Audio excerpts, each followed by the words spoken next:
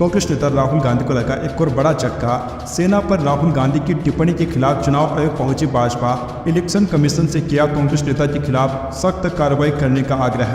भाजपा ने बुधवार को चुनाव आयोग से कांग्रेस नेता राहुल गांधी के खिलाफ उनकी उस टिप्पणी के लिए कड़ी कार्रवाई करने का आग्रह किया है।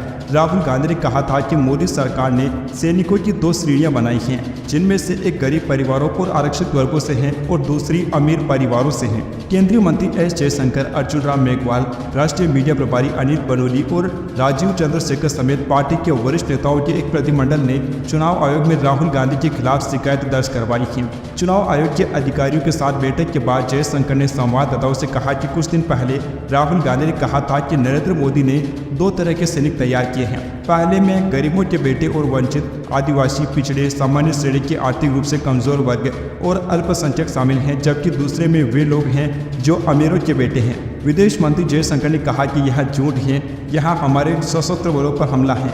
वे इसे एक विवादास्पद विषय बनाना चाहते हैं और सशस्त्र बलों का मनोबल गिराना चाहते हैं। यह चुनाव का विषय नहीं है, यह राष्ट्रीय सुरक्षा का मामला है। गांधी ने सैनिकों के लिए अग्निपथ भर्ती योजना पर मोदी सरकार पर हमला करते हुए रायबरेली में हाल ही में एक चुनावी रैली में यह टिप्पणी की थी। जयशंकर ने राहुल की टिप्पणी को बहुत गंभीर बताया और कहा कि भाजपा प्रतिनिधिमंडल ने इसे चुनाव आयोग के संज्ञान में लाया और उससे कांग्रेस नेता के खिलाफ बहुत सख्त कार्रवाई करने और उन्हें अपनी टिप्पणी वापस लेने के लिए कहने का आग्रह किया।